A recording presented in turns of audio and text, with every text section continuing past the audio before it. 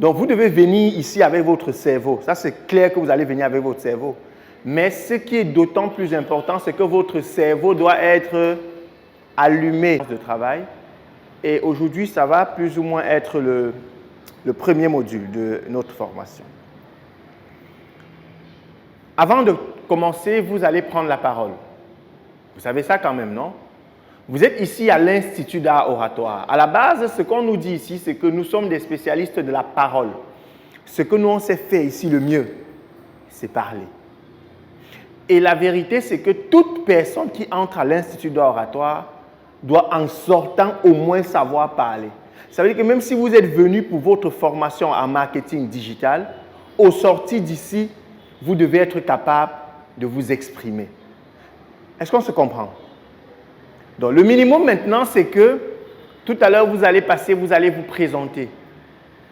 Et votre présentation, elle est basique, hein, elle est simple. C'est simplement votre nom, c'est votre profession.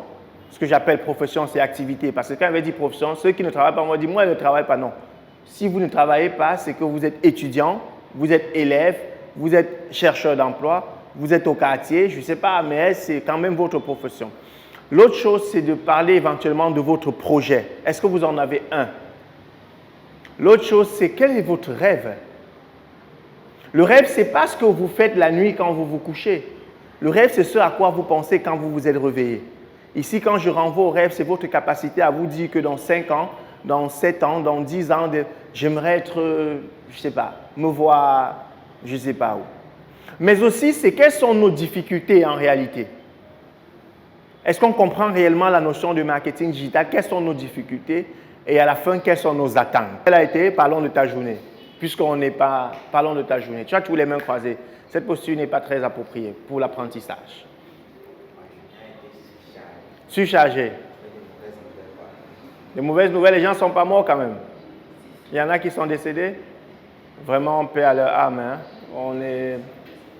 Vraiment, je m'incline devant la mémoire de ces personnes décédées.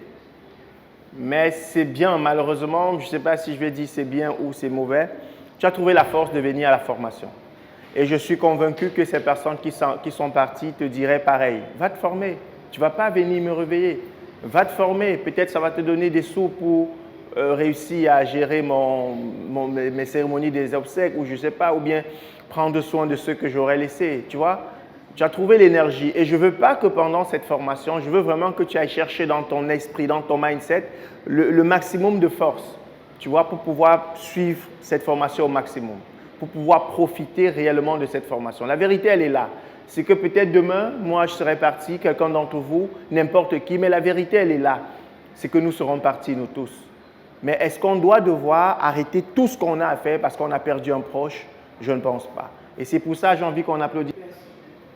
Donc, vous devez venir ici avec votre cerveau. Ça, c'est clair que vous allez venir avec votre cerveau. Mais ce qui est d'autant plus important, c'est que votre cerveau doit être allumé. Est-ce qu'on se comprend? Donc, vous avez votre support, vous avez votre stylo, vous avez toutes les autres choses, mais vous devez avoir un cerveau allumé. Maintenant, aujourd'hui, on va rapidement brosser un tout petit peu. Certainement, vous avez probablement évoqué ça vendredi passé, mais allons-y ensemble pour comprendre comment on va se comporter durant cette formation. Et si on se comporte comme ça, on pourrait avoir des résultats. Vous avez vu le conditionnel? Si on se comporte comme ça, on pourrait avoir des résultats. Mais si on ne se comporte pas comme ça, la garantie est claire, on aura 0 résultat. Est-ce que vous avez percuté la nuance?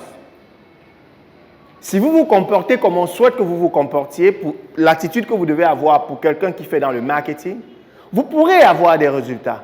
Mais si vous ne le faites pas, c'est clair que vous n'aurez aucun résultat. Donc maintenant, avant de vous présenter ça, il faudrait qu'on regarde ensemble ce qu'on a appelé ici simplement le cadran de la compétence. Vous devez savoir, le cadran de la compétence répond simplement à 4 petits paramètres. Le premier paramètre qui intervient dans ce cadran de compétences, c'est la partie où vous êtes ignorant de votre incompétence. C'est-à-dire qu'il y a des gens qui sont au quartier, qui n'ont aucune notion de la notion, permettez-moi la tautologie, de marketing, qui n'ont aucune notion de la notion de community manager, qui n'ont aucune notion de la notion de digital, mais qui ne savent pas qu'elles n'ont pas de notion dans ce domaine, qui ne savent même pas si ce domaine peut les aider. On dit de ces personnes qu'elles sont inconscientes de leur incompétence. Ça veut dire que tu ne sais pas, mais tu ne sais pas que tu ne sais pas. Ben oui, parce qu'on est clair. Après, n'allez pas regarder ça comme une insulte. Parce que ce que vous devez savoir, c'est que dans vos domaines respectifs, je suis certainement inconscient de mon incompétence dans vos domaines respectifs. Donc, n'allez pas voir ça comme une certaine prétention. Non, loin de moi. On reste convaincu qu'à un moment donné, il y a certainement un domaine dans lequel vous ne connaissez rien. Vous ne savez même pas si ça va vous aider un jour. Vous passez dans la rue, on en parle, les spécialistes en parlent, mais vous n'en savez que dalle. Ce qui est magnifique à un moment donné, c'est que lorsque vous passez à l'étape suivante, vous devenez simplement conscient de votre incompétence. Et ceux qui sont conscients de leur incompétence, j'ai envie de dire que c'est vous.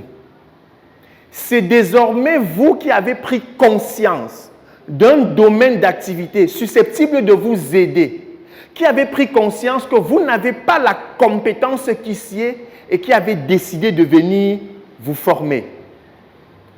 C'est à ce moment qu'on dit que vous avez pris conscience de votre incompétence. Parce que oui, vous n'avez pas la compétence dans le domaine, mais vous avez quand même décidé de venir vous former. Mais lorsqu'on vient se former, et c'est maintenant que ça devient intéressant, quel est l'objectif qu'on doit se fixer? Lorsqu'on vient se former, il y a ce A que j'appelle altitude. Quand je vous demande quel est l'objectif que vous devez avoir, ça veut dire que ne venez jamais à une formation. Ne sortez pas de chez vous. N'allez pas au boulot sans définir l'altitude à laquelle vous souhaitez aller. Je préfère parler d'altitude, vous allez comprendre le jeu de mots tout à l'heure. J'aurais pu dire sans définir l'objectif. Vous comprenez pourquoi tout à l'heure j'ai demandé quelles sont vos attentes. Dans votre présentation tout à l'heure, on a demandé quelles sont vos attentes. Mais au-delà des attentes que vous avez définies ici, vous devez être capable de dire, sur une échelle de 1 à 10, voilà où je souhaiterais me retrouver. C'est ça que j'appelle votre altitude.